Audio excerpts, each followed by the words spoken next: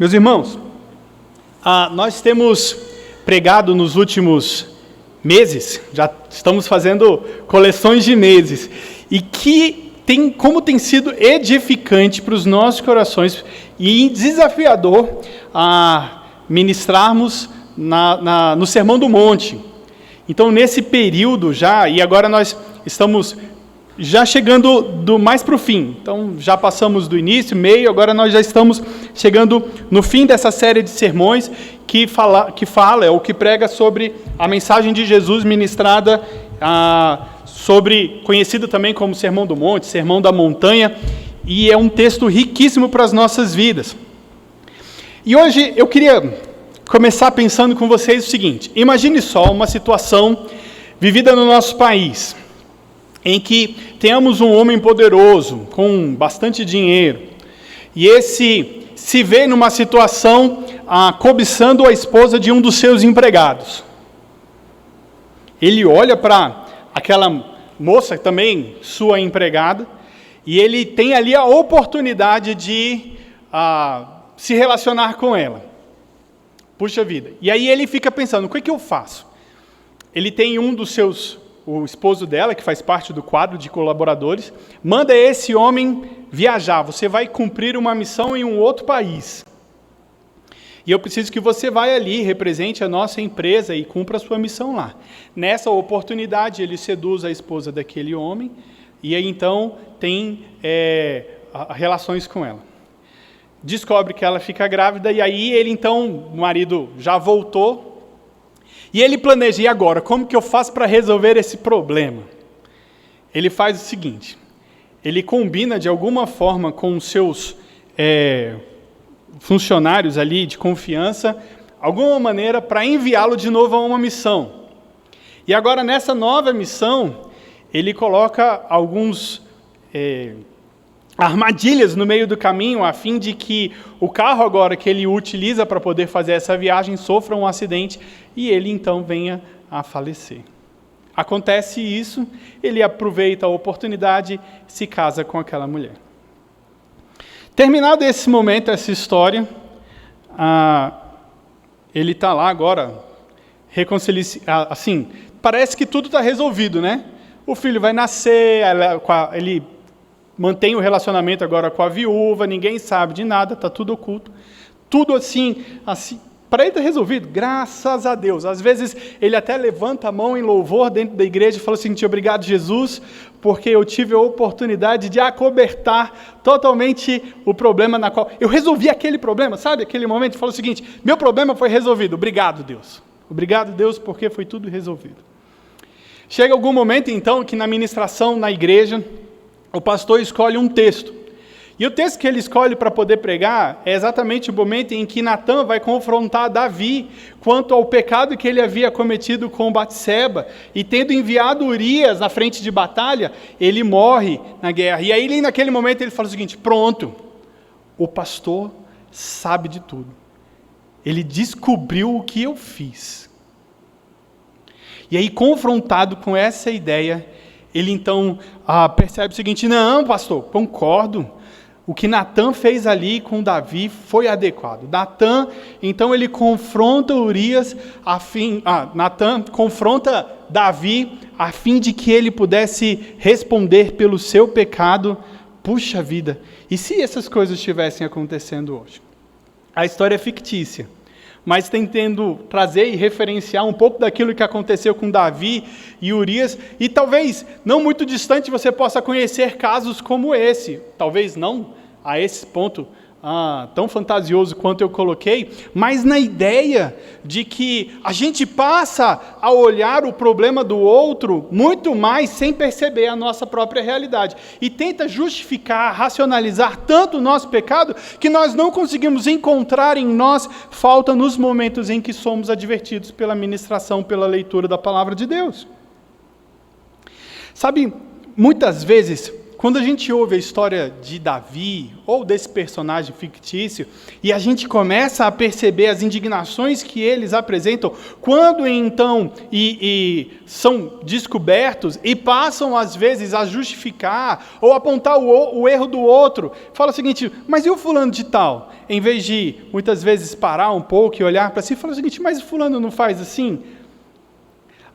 Quando a gente começa a justificar ou passar a responsabilidade para o outro, sabe para onde eu vou? Como se eu fosse levado pelo Senhor para ir ao Jardim do Éden. E ali a gente começa em Gênesis 3 a ouvir, olha Deus, foi a mulher que tu me deste. Quando confronta Eva, Senhor, foi a serpente. Ninguém ali reconhece, foi mesmo, eu pequei. Parece muito com a gente hoje ainda. A gente, quando confrontado com a palavra de Deus a respeito dos nossos pecados, temos uma tendência tão grande de olhar para o outro. Eu gosto de uma comparação, ela é bem simples. E ela diz assim, nos momentos da gente estar recebendo a mensagem do Senhor no púlpito, ou ouvindo na igreja, a gente tem dois tipos de crente. Tem o crente pai e o crente inchada. Não sei se vocês já ouviram, o crente pai e o crente inchada. O crente pai é aquele que fala o seguinte, puxa vida, essa aqui é a palavra para o fulano, joga para ele. Essa daqui, puxa, se ele tivesse aqui, estivesse ouvindo, joga lá para ele. Tem a ideia do crente, e fica só distribuindo, né? Ah, Senhor, obrigado por essa palavra, fulano precisava ouvir isso mesmo. Mas aí tem o inchado, que fala o seguinte, obrigado, Senhor, porque está me exortando, né? Está trazendo reflexão ao meu coração, eu tenho sido desafiado, encorajado. Quem já mexeu com pai inchado entende, né? Você está puxando a terra para você ou jogando a terra por outro. E aí, muitas vezes a gente, sendo confrontado ou percebe algumas pessoas que possuem a notoriedade de um pecado e aí expõe a realidade de outra pessoa, a gente fica desconfiado e fala o seguinte, não é o sujo falando do mal lavado? A ideia de que o meu pecado tendo sido evidenciado, eu passo a apontar o erro dos demais e olhando para o outro aquilo que ele fez. Imagina, e aí a gente lembra também do momento em que Jesus está com seus discípulos, chega uma multidão trazendo uma mulher pega em adultério e tentando colocar Jesus à prova sobre aquilo que ele faria diante daquela situação, pois a lei de Moisés dizia que ela deveria ser apedrejada. Jesus, como se assentasse, diz o texto, começa a escrever com o dedo no chão e diz para aqueles homens, para os acusadores, dizendo o seguinte, quem não tiver pecado, que atire a primeira pedra, a fim de que todos os homens então ali, os acusadores, vão embora, permanece só Jesus e a mulher, pergunta para ele, onde estão os teus acusadores? Ele falou o seguinte, foram embora. Ele também não a condena, mas reconhece e aponta para ela o pecado e a necessidade de arrependimento e a mudança de atitude. Olha, a gente olhando para esse momento de sociedade, em que valores têm sido cada dia mais flutuantes, né? Não são nada confirmados. A gente fala sobre os relativismos. Não, essa é uma verdade para você. Eu acho que o fulano de tal não fez nada de errado. Depende do ponto de vista. Talvez sejam expressões que a gente já tenha até usado. Ouvido, com certeza, quiçá, ou infelizmente, usamos em alguns momentos. Agora, meus irmãos, eu comentei que a gente tem meses já sido edificado a partir do Sermão do Monte. E depois de ter estudado e tanto aprendido sobre o Sermão do Monte, se você fizer uma avaliação sincera do seu coração, levaria a uma conclusão. E essa conclusão seria terrível. Somos culpados de todos os pecados que Jesus mencionou.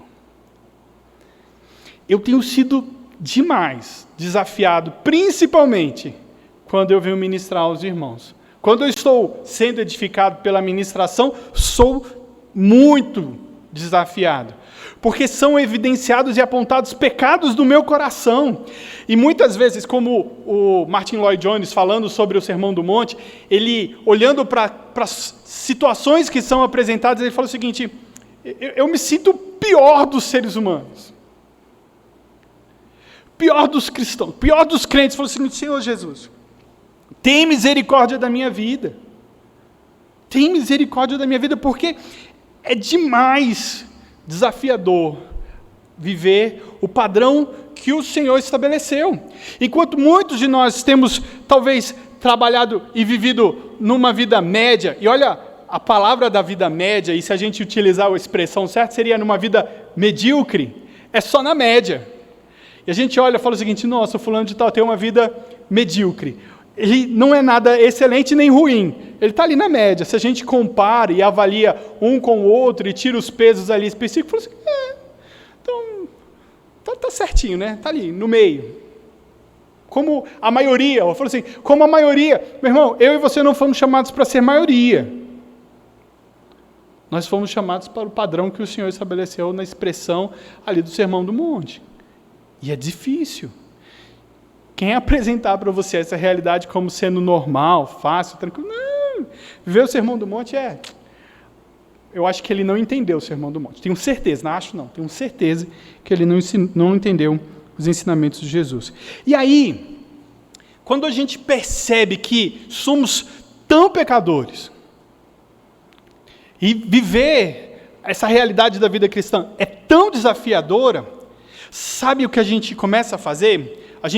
Talvez você tenha feito isso nos últimos domingos, nas últimas semanas que foram ministrados. Falou o seguinte: domingo passado a gente falou sobre a ansiedade. Fulano de tal é ansioso, né?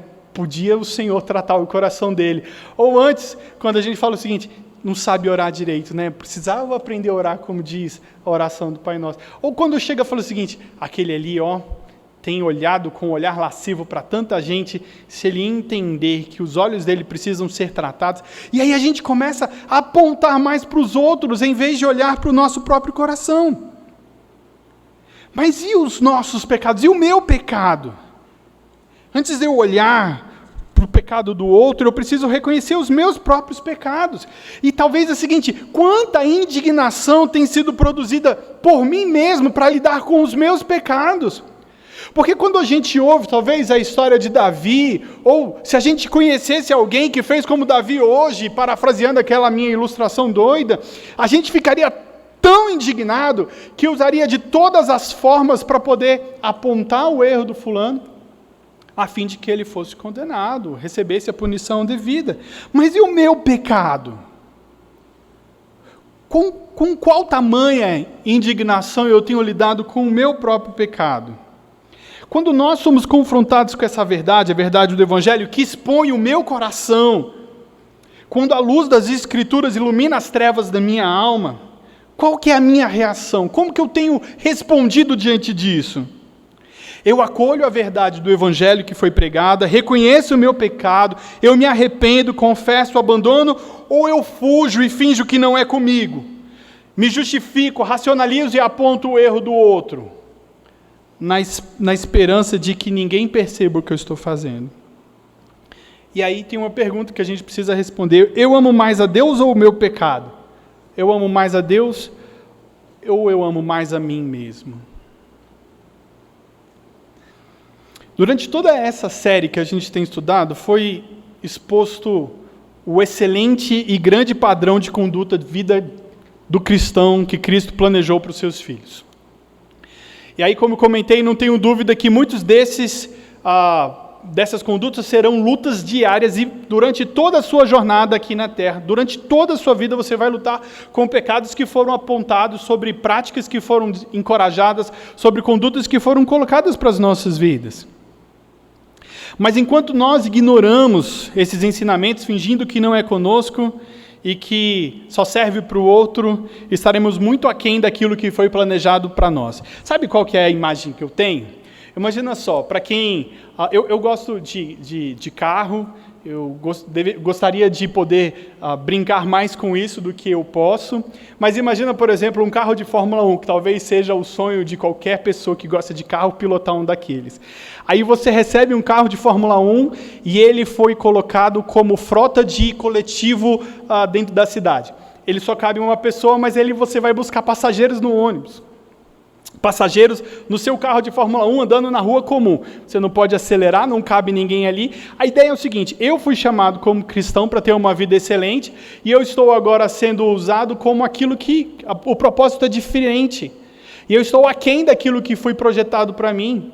A ideia é, eu gostaria de ser um carro de Fórmula 1 numa pista de Fórmula 1, não numa pista comum tentando levar passageiros.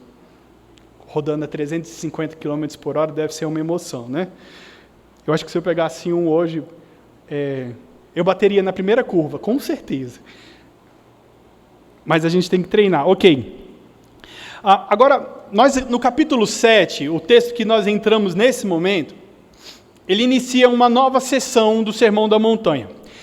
Como os 10 mandamentos, eles são divididos em duas partes, o pedaço ou a parte em que nós falamos especificamente sobre os relacionamentos para com Deus, e depois nós temos a sessão ou os mandamentos que são relacionados com o próximo. Também o Sermão do Monte, ele é dividido nessas duas sessões. Até o capítulo 6, nós temos os relacionamentos específicos, ou os princípios que são apresentados para com Deus, e o capítulo 7, nós temos os princípios, ou os relacionamentos que são dirigidos para o próximo. E aí, fico aqui a pensar o seguinte, depois de termos estudado tudo isso, os primeiros ouvintes, ou aqueles que estavam ali com Jesus e os discípulos aprendendo do Senhor, poderiam ficar o seguinte: depois de tantos ensinamentos, de tudo isso que nós ouvimos do Senhor, qual seria então a resposta para a seguinte pergunta? À luz de tudo que eu estou ensinando, Jesus, né? Tudo que eu estou ensinando, qual deveria ser a atitude de vocês para com os outros? E Jesus inicia então essa nova sessão com a resposta, e ele diz: leia comigo, capítulo 7, dos versículos 1 ao versículo 6.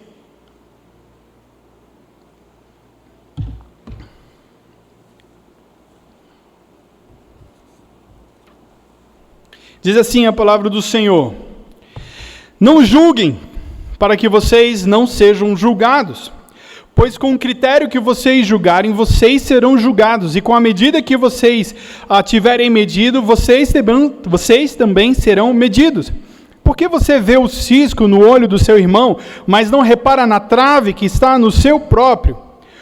Ou como você dirá ao seu irmão: deixe eu tirar o cisco do seu olho, quando você tem uma trave no seu próprio? Hipócrita! Tire primeiro a trave do seu olho, então você verá claramente para tirar o cisco do olho do seu irmão. 6. Não deem aos cães o que é santo, nem joguem as suas pérolas diante dos porcos, para que estes não as pisem com os pés, e aqueles voltando-se não estraçalhem vocês. Esse texto é bastante encorajador, ou bastante desafiador para as nossas vidas, né? Como a gente tem comentado, essa série de mensagens foram muitos ensinamentos. E aqueles que receberam a palavra do Senhor olhando para os seus próprios corações e clamando a Deus que concedesse graça para agir conforme o ensinamento, tenho certeza hoje estão edificados e lutam para atingir esse alto padrão que o Senhor Jesus estabeleceu para o viver do crente. Porém, há aqueles que, enquanto a mensagem é apresentada, procuram sinais de descumprimento das práticas que foram apontadas nas outras pessoas. Então, eu queria pensar primeiro o seguinte: o que esse texto não ensina?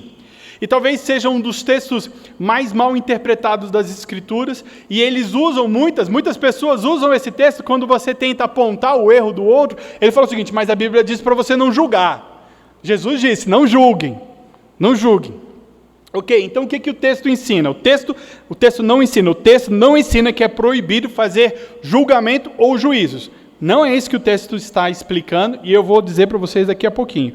Então, o que o texto está ensinando? O texto ensina que é necessário estar em condição de autoanálise, de autorreflexão, antes de realizar juízo do outro. Olha que interessante a gente pensar sobre julgamento. Se a ideia que é apresentada sobre você não fazer juízo nenhum, nós estaríamos vivendo um problema gigantesco. Uma das principais definições dos reformadores a respeito de uma igreja saudável é a seguinte: uma igreja é um lugar onde a palavra de Deus é pregada, as ordenanças são administradas, ou seja, os sacramentos, e a disciplina é exercida. Uma igreja que não tem disciplina é uma igreja que tem sofrido por não apresentar comportamentos e práticas adequadas a respeito da fé cristã. E aí a gente tem que se fazer reflexão: qual foi a última vez que nós vimos ou ouvimos alguém ser disciplinado, porque pecado nós temos cometido. Então a gente precisa estar bastante atento a tudo isso. Mateus 7:1, onde diz, não julguem para que não sejam julgados, como eu disse, é um dos versículos mais mal incompreendidos, da Bíblia. Há alguns que defendam que todo homem é pecador, como nós temos em Romanos 3:10, como está escrito, não há um justo, nenhum sequer, e aí dizem que por causa disso, estamos impedidos de reprovar alguma atitude errada do nosso próximo, e isso não é verdade. Não há aqui uma orientação para que nós não venhamos a estar atentos ao erro do próximo, ou estarmos realizando a conduta da disciplina, ou então verificarmos o procedimento e a forma do nosso próximo acompanhar. Como nós vimos, aqui agora nós temos os aspectos relacionados ao outro. Mas então, para a gente perceber que isso é verdade, eu trouxe alguns textos para a gente ler a respeito das Escrituras que falam a respeito de julgamento. Como nós temos como princípio que a Bíblia interpreta a própria Bíblia, e nós precisamos, a partir de ler textos mais complexos, olhar para outros textos que são mais claros, para compreender as Escrituras como um todo. Olha só o que diz 1 Coríntios 5:12. Na verdade, João 7:24. Não julguem segundo a aparência, mas julguem pela reta justiça. Ainda 1 Coríntios 5:12, agora sim, pois com que direito haveria eu de julgar os de fora? Mas será que vocês não devem julgar os de dentro, orientando que nós como igreja somos os responsáveis por realizar, averiguar os conflitos entre os irmãos, os crentes? E ainda 1 Coríntios 6, de 1 a 5, que diz, ainda corroborando o contexto de 5:12, portanto, aí é a continuidade. Quando precisam julgar negócios terrenos, por que vocês constituem como juízes aqueles que não têm nenhuma aceitação na igreja? Quando algum de vocês tem uma questão contra outro, como se atrevem a submeter isso a juízo diante dos injustos e não diante dos santos? Ou vocês não sabem que os santos hão de julgar o mundo? Ora, se o mundo deverá ser julgado por vocês, será que vocês não são competentes para julgar as coisas mínimas? Por acaso, vocês não sabem que havemos de julgar os próprios anjos, quanto mais as coisas dessa vida? Digo isso para a vergonha de vocês. Será que não existe nem ao menos um sábio entre vocês que possa julgar entre os seus irmãos? E ainda Gálatas 1:8-9. Mas, ainda que nós, ou mesmo um anjo vindo do céu, pregue a você um evangelho diferente daquele que temos pregado, que seja anátema ou maldito, como já dissemos. E agora repito, se alguém está pregando a vocês um evangelho diferente daquele que já receberam, que esse seja anátema, ensinando e instruindo a igreja a fazer juízo da mensagem que estava sendo pregado por outras pessoas. O apóstolo Paulo falando para eles. E ainda, Filipenses 3:2, cuidado com os cães, cuidado com os maus obreiros, cuidado com a falsa circuncisão. E por último, 1 João 4:1, amados, não deem crédito a qualquer espírito, mas provem os espíritos para ver se procedem de Deus. Porque muitos falsos profetas têm saído muito mundo afora. Quantos não são aqueles que torcem, deturpam a palavra de Deus ao seu próprio benefício e precisam que os crentes fiéis em Cristo Jesus averiguem aquilo que está sendo pregado e confrontem esses? Isso tem sido ensinado durante toda a Escritura. E aqui eu separei só alguns textos. Nós temos diversos outros textos que falam especificamente a respeito de exortação, de juízo, de você averiguar a realidade. E o próprio texto, daqui a pouco, versículo 6, nós temos uma realidade específica a respeito de Jesus, no próprio contexto da mensagem, colocando uma situação de julgamento, de juízo a respeito disso. À luz de todos esses textos e de outros que acredito que os irmãos conheçam, fica evidente que a Bíblia não proíbe o julgamento, não proíbe o juízo, ou você fazer a avaliação da conduta ou do comportamento dos irmãos. Então, o que o Senhor Jesus quis nos ensinar? E aí, olhando a sequência do texto, fica mais claro a gente entender. Quando pegamos e lemos os versículos 3 até os 5, o que ele quis nos ensinar? Que é errado alguém concentrar a sua atenção na pequena mancha que há no olho do seu irmão, enquanto assim faz, ignorando a trave que está no seu próprio olho. Aqui o Senhor Jesus condena o espírito de censura, de juízo áspero, de autojustificativa em detrimento de outros, e isso sem misericórdia, sem amor, como indica também a passagem paralela do mesmo texto em Lucas capítulo 6, que diz assim: não julguem e vocês não serão julgados, não condenem e vocês não serão condenados, perdoem e serão perdoados, deem e lhes será dado, boa medida, prensada, sacudida e transbordante. Será dado a vocês, porque com a medida que tiverem medido, vocês serão medidos também. Jesus lhe contou também uma parábola. Será que um cego pode guiar outro cego? Não é de fato que ambos cairão num buraco? O discípulo não pode estar acima do seu mestre. Todo aquele, porém, que for bem instruído, será como seu mestre. Por que você vê o cisco no olho do seu irmão, mas não repara na trave que está no seu próprio olho? Como você poderá dizer ao seu irmão: deixe, irmão, que eu tire o cisco que está no seu olho, se você não repara na trave que está no seu próprio olho? Hipócrita! Tire primeiro a trave do seu olho, e então você verá claramente para tirar o cisco que está no olho do seu irmão. Olha, quando nós vemos, inclusive na passagem paralela, o que é condenado aqui, como a gente falou, é esse sentimento, esse espírito de hipercrítica. A ideia é que, como eu comentei anteriormente sobre a realidade de tudo que a gente tem aprendido, que você talvez não tenha buscado nenhum dos ensinamentos para você, reconhecendo nenhum dos seus pecados que foram apresentados até aqui, da conduta que foi desencorajada ou incentivado no aspecto de você viver conforme o alto padrão que nos foi apresentado na Escritura.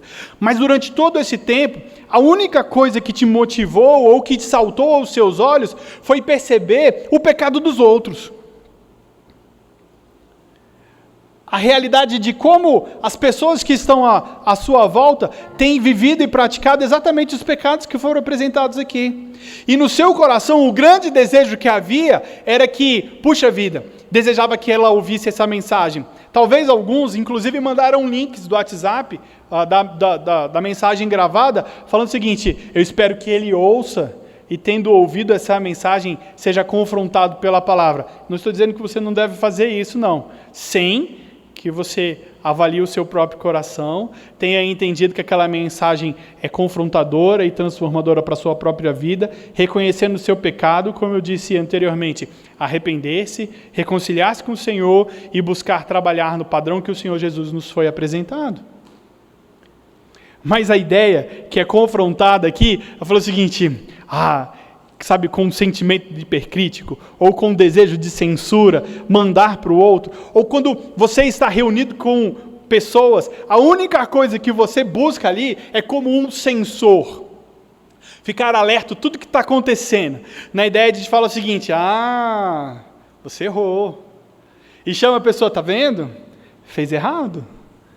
Está vendo o que ela está fazendo? Como que ela é errada? Como que a pessoa tem pecado contra Deus? E o único objetivo seja mostrar que o outro está errado e está em pecado.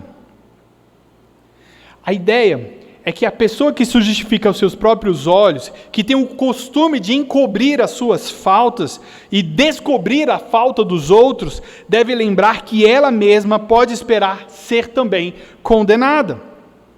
Isso não só por parte dos homens, mas principalmente e especialmente por parte de Deus.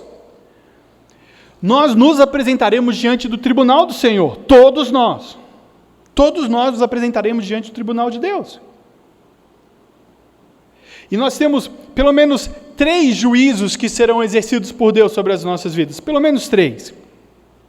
Nós temos o que é realizado nesse próprio momento das nossas vidas, e que o Senhor Jesus, a fim de nos disciplinar, identifica a necessidade de nós passarmos por dificuldade, aflição, luta, e nós somos advertidos, castigados nesse tempo, na nossa vida, com diversas situações, por lutas, enfermidades, isso o Senhor tratando os nossos próprios corações no aspecto de nós crescermos e sermos edificados diante do Senhor. Nós temos o juízo que o Senhor vai exercitar sobre as nossas vidas nos últimos dias, quando todos os cristãos serão apresentados diante de Deus, e ali então, diante do Senhor, as nossas obras serão averiguadas. Sobre um aspecto que, confesso que para os irmãos que ainda para mim é um desafio, de entender, que é a ideia do galardão. Como que vai ser isso? Não sei.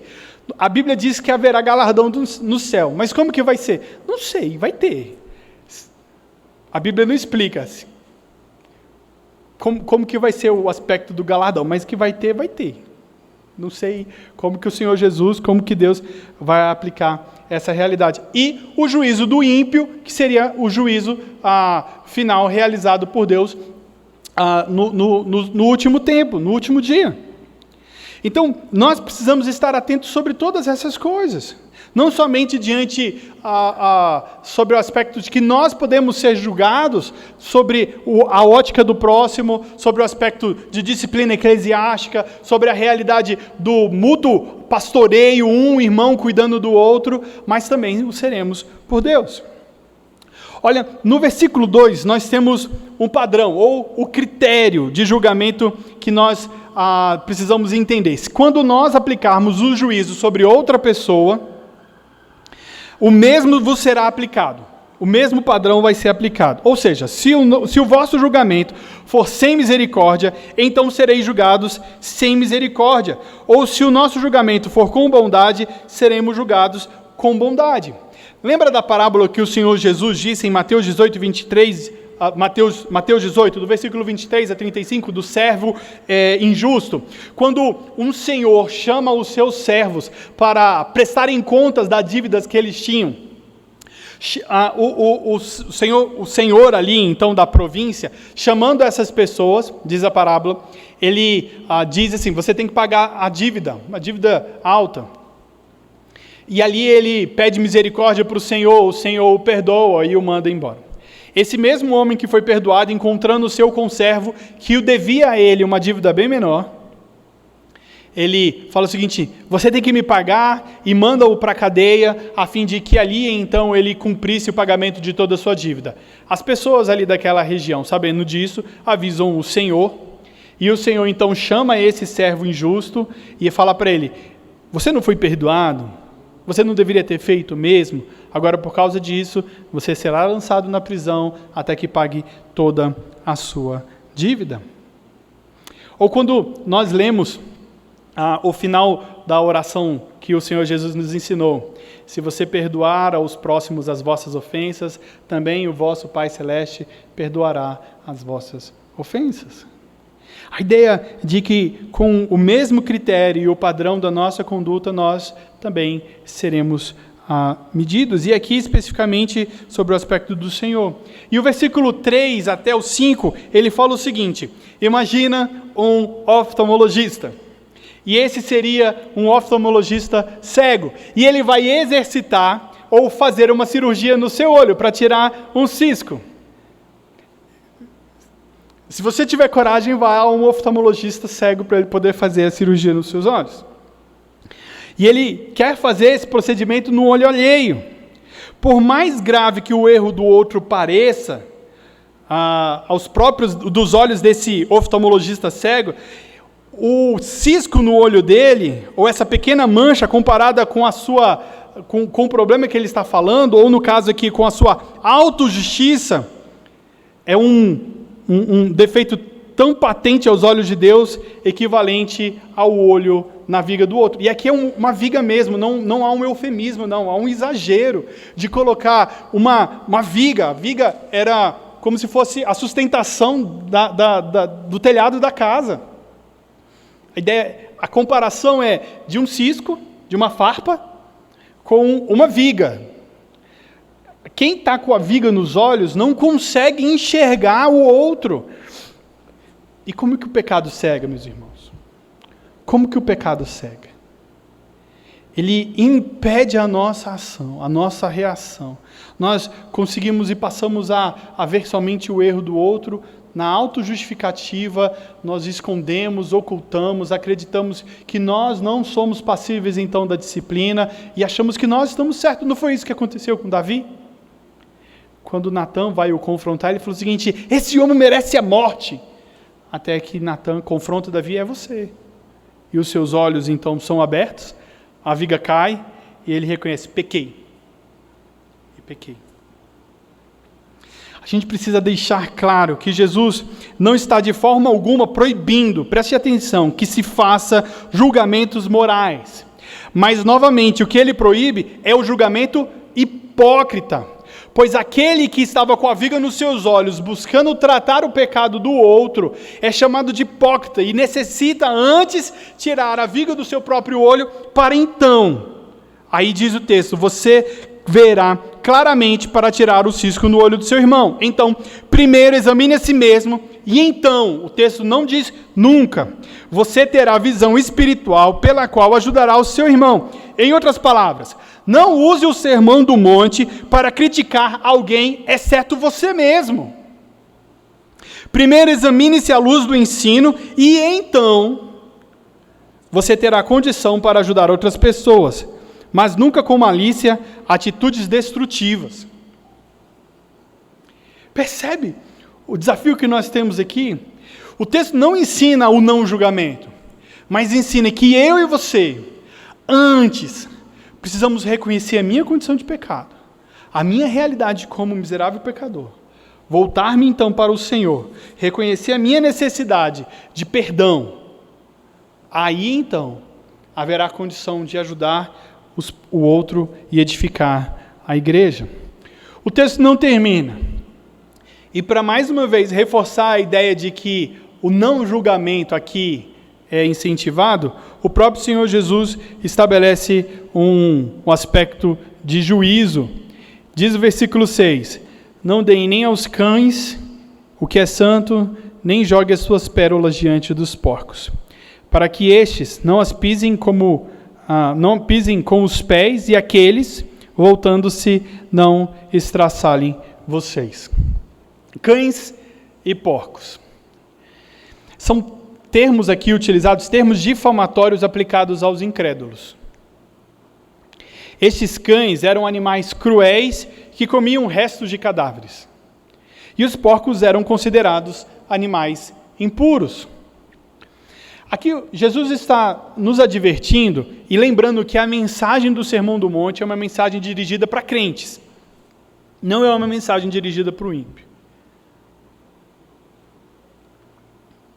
Jesus está advertindo, então, a cada um de nós, advertindo contra dar coisas sagradas e valiosas para semelhantes a cães e porcos.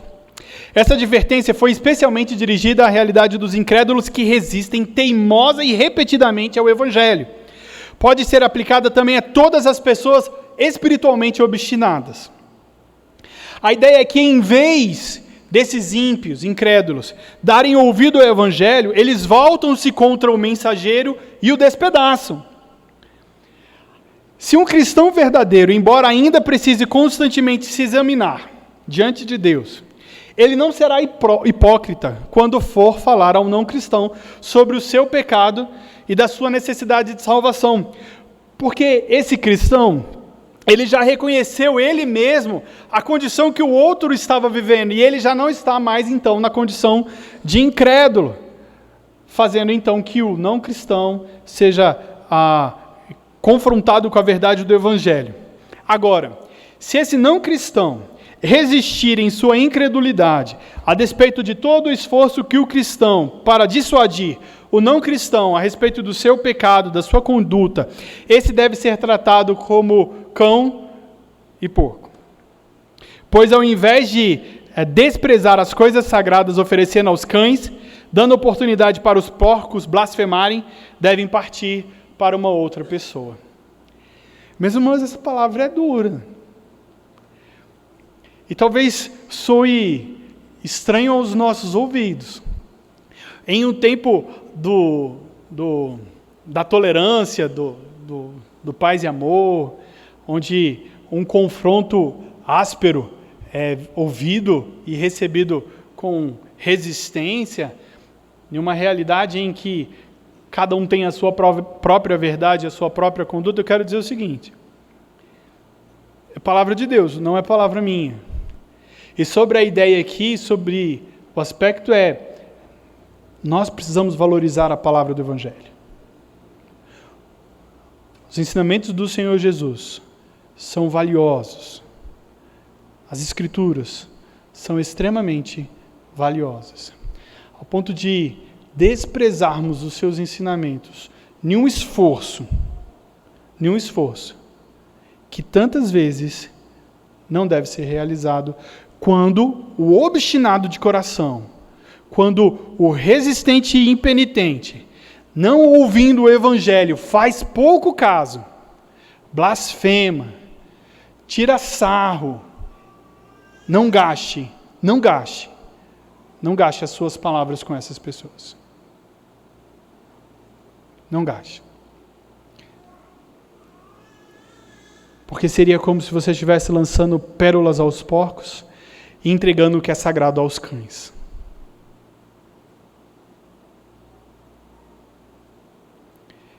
Percebe a seriedade da nossa realidade que estamos vivendo hoje? Quantos não estão se levantando contra o Evangelho, contra a palavra, contra a fé, de forma veemente, dura, blasfemando contra o Senhor? E nós, como cristãos, precisamos ter uma conduta correspondente a essa realidade. Aquele que se levanta contra Deus, ele não deve ser, aqui então, alvo daquilo que é mais precioso que o Senhor Jesus tem nos entregue. Quão difícil é essa palavra. Preste atenção de como que a Bíblia trata aqueles que viram as costas para as Escrituras. Mateus 10, 14 e 15 diz assim: se alguém não quiser recebê-los, nem ouvir as palavras de vocês, ao saírem daquela casa, daquela cidade, sacudam o pó dos seus pés. Em verdade lhes digo que haverá menos rigor para Sodoma e Gomorra no dia do juízo do que para aquela cidade. Ou ainda em Atos 13, 14, os apóstolos então absorvendo o ensinamento de Jesus. No sábado seguinte, quase toda a cidade se reuniu para ouvir a palavra do Senhor, mas os judeus, vendo as multidões, ficaram com muita inveja e blasfemando, contradiziam o que Paulo falava. Então, Paulo e Barnabé, falando ousadamente, disseram: era necessário pregar a palavra de Deus primeiro a vocês. Mas como vocês a rejeitaram e se julgaram indignos da vida eterna, eis que nós voltamos para os gentios. E ainda, em outra viagem missionária do apóstolo Paulo, agora na segunda, em Atos 18, 5 a 6, quando Silas e Timóteo chegaram da Macedônia, Paulo se entregou totalmente à palavra, testemunhando aos judeus que Jesus é o Cristo. Como eles se opuseram e blasfemaram, Paulo sacudiu as roupas e disse: que o sangue de vocês caia sobre a cabeça de vocês. Eu estou limpo dele e a partir de agora vou para os gentios. Sabe, no nosso, talvez, português mais simples é o seguinte: meu irmão, não dá para gastar vela com todo mundo, não.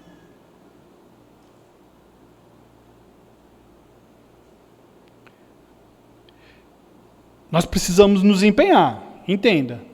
Não estou dizendo que o juízo é nosso. Fala o seguinte: eu acho que aquele não. Nós precisamos ir. Houve a rejeição, ele foi impertinente, foi, como o próprio texto que eu trouxe aqui, ele é arrogante ali, blasfemador. Você fala o seguinte: que o seu sangue caia sobre a sua cabeça. Eu não sou mais culpado dele. E ouça, Quantos não cristãos têm se empenhado no uso e na leitura das Escrituras para confrontar você? Para que em algum momento, quando você vier a falar sobre o Evangelho com ele usando a Escritura inadequadamente, aponte interpretações totalmente equivocadas a respeito de textos, e um dos textos é exatamente Mateus 7:1, ele falou o seguinte: não julgue, você está julgando. Aí você, então vamos lá, vamos pegar a Bíblia, vamos abrir, vamos ler o texto todo, vamos estudar o Sermão do Monte, vamos gastar um tempinho nisso aqui para a gente poder entender o que a palavra de Deus está nos ensinando, e não tirar um texto isolado sobre um aspecto ali. Muitos usam e falam isso com você. Eu confesso que já teve uma colega do trabalho, uma vez conversando sobre uma situação, falou assim: Rafa, mas a Bíblia diz que não é para julgar. Aí a gente teve que conversar um pouquinho ainda. Preste atenção sobre essa situação. Eu estou falando para vocês que existem hoje pessoas empenhadas a debruçar sobre as Escrituras, para, fazendo mau uso dela, desestabilizar a sua fé.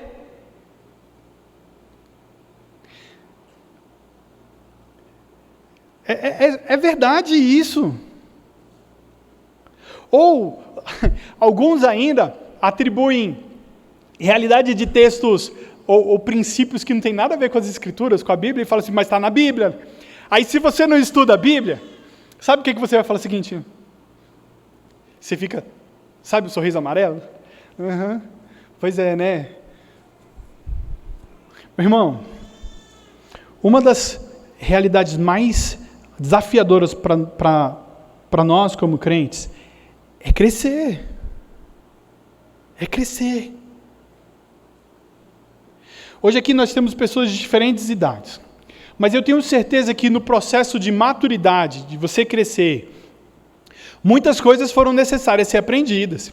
E se você olhar para trás, para a sua vida, quando você tinha os seus 10, 11, 12, 15 anos, você para e olha hoje para a sua realidade, o tanto que você aprendeu.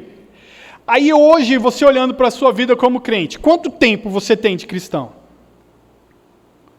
O tanto que você pode talvez comparar a realidade da sua maturidade quando você era uma criança, sobre todas as coisas que você aprendeu, e quanto ao que você hoje, como crente, daquilo que você era quando Jesus Cristo te alcançou.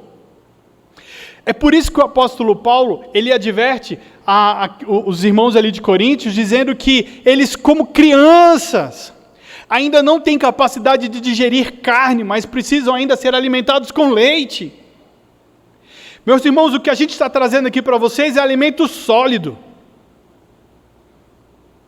E se você ainda como uma criança não está preparado para receber isso, sabe o que vai acontecer? Indigestão. Indigestão espiritual. Seus ouvidos vão ficar assim, estranhados. Seu coração vai ficar abalado.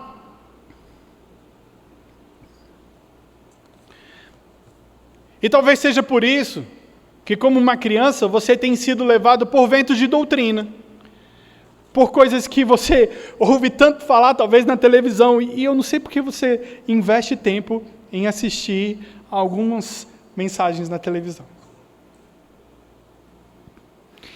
Se você não está com o juízo pleno para poder dizer o seguinte: esse aqui eu posso assistir, e esse aqui eu não devo assistir, não devo, preste atenção, não é que eu não posso, não devo assistir, eu acredito que você precisa crescer na sua maturidade como crente, estudar a palavra de Deus, meditar nela, estar afiado sobre aquilo que as Escrituras têm te ensinado. Sabe o que parece? Parece o que o apóstolo Paulo adverte Timóteo, em 2 Timóteo capítulo 4, versos 3 e 4, que diz: pois virá o tempo em que não suportarão a sã doutrina, pelo contrário, se rodearão de mestres segundo a sua própria cobiça, como se sentindo coceiras nos ouvidos. Eles se recusarão a dar ouvido à verdade, entregando-se a fábulas. Durante todo esse tempo, e nós temos nos esmerado a trazer para os irmãos alimento sólido a fim de edificar as suas vidas, de te confrontar a respeito do pecado. E eu tenho convicção de que, primeiramente, eu tenho sido desafiado, eu tenho sido confrontado com a verdade do Evangelho a respeito da minha vida.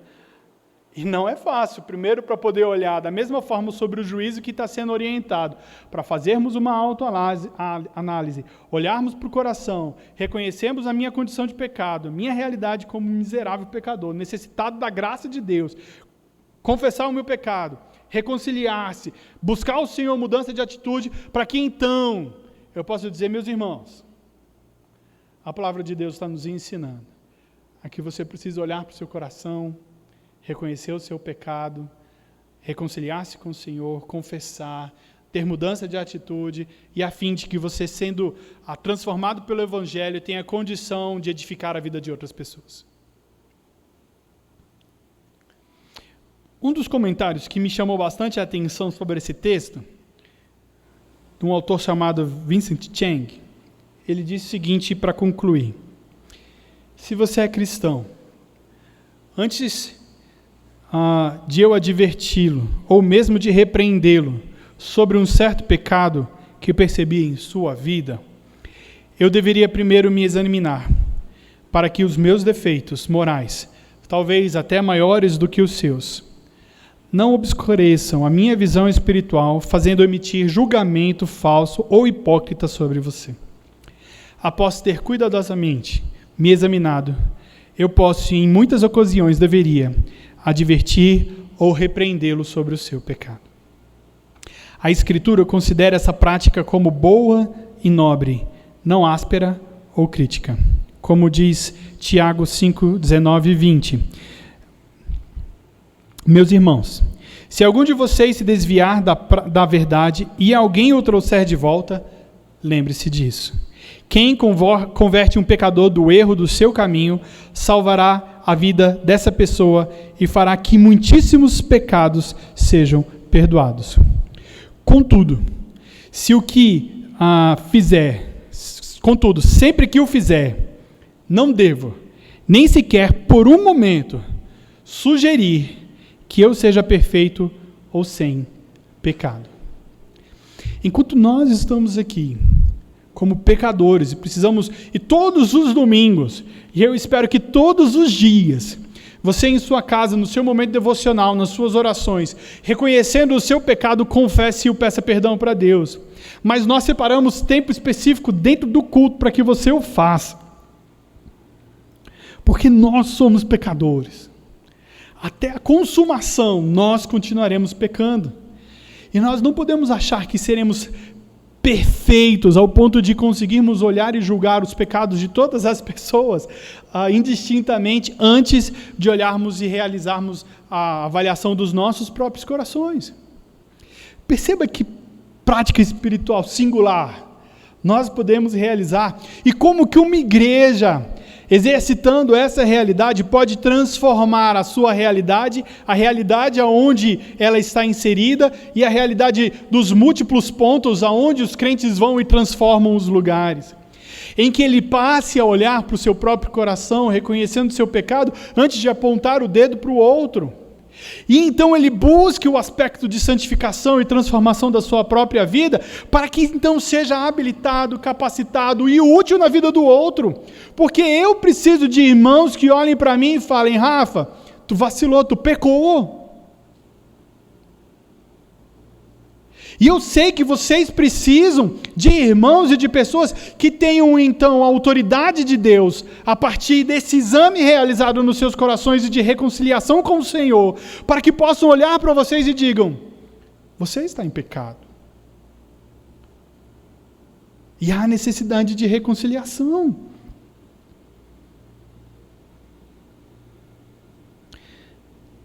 Para isso nós precisamos entender que eu sou pecador e que antes de identificar o pecado na vida do meu irmão, eu preciso fazer uma análise sincera e verdadeira do meu próprio coração. E então, ser instrumento de Deus na vida do outro, para que a igreja seja edificada. E assim, com o meu pecado tratado, eu não estou dizendo que nós vamos deixar de pecar, mas que naquela realidade, naquela situação, eu tive o meu pecado tratado. E muitas vezes, a gente vai precisar procurar o outro e dizer: meu irmão, eu pequei contra você.